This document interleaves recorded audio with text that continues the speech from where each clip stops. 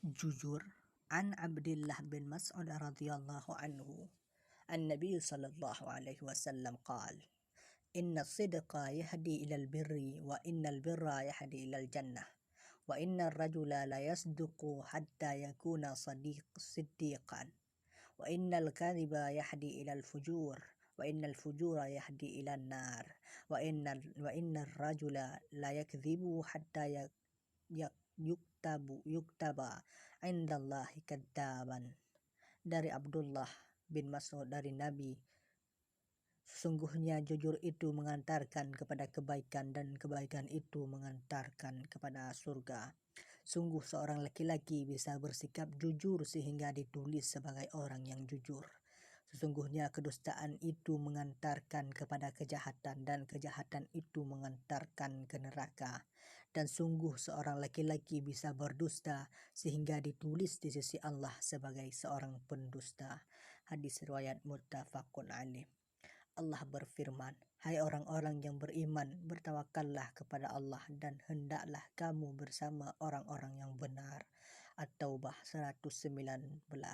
Dalam ayat lain disebutkan, tetapi jikalau mereka benar imannya terhadap Allah, niscaya yang demikian itu lebih baik bagi mereka.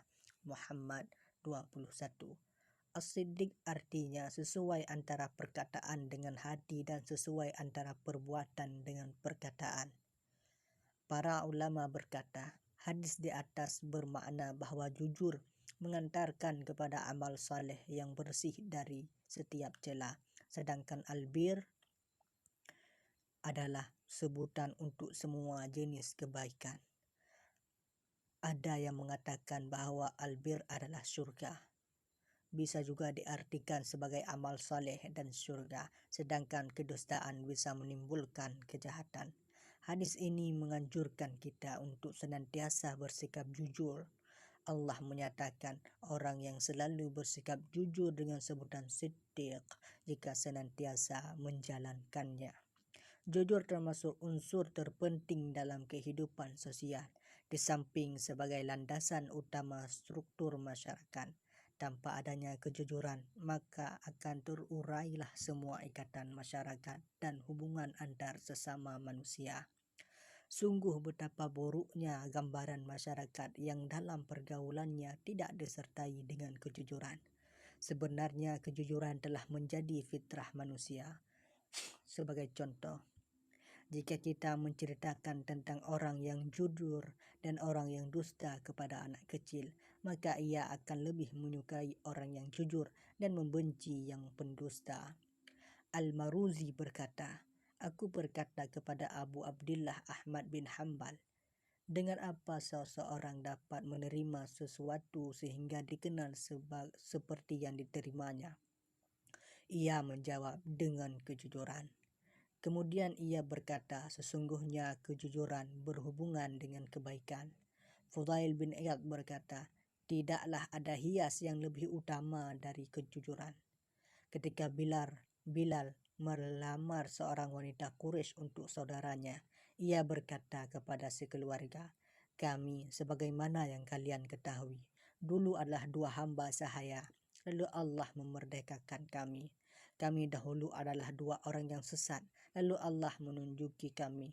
Dulu kami adalah dua orang yang fakir, lalu Allah mencukupi kami. Aku melamar fulanah untuk saudaraku. Jika kalian menikahkannya, maka segala puji bagi Allah. Jika kalian menolak kami, maka Allah Maha Besar. Mereka saling berpandangan lalu berkata, Bilal, sebagaimana yang kalian ketahui, ia lebih dulu memeluk Islam, sering bersama Rasulullah dan dekat dengan beliau, maka nikahkanlah saudaranya. Lalu mereka pun menikahkannya. Setelah kembali, saudaranya berkata, semoga Allah mengampunimu karena engkau tidak menyebutkan tentang lebih dahulunya kita dan kebersamaan kita dengan Rasulullah. Engkau melewatkan selain kedua hal itu. Bilal berkata, wahai saudaraku, aku telah bersikap jujur sehingga dengan kejujuran itu aku bisa menikahkanmu.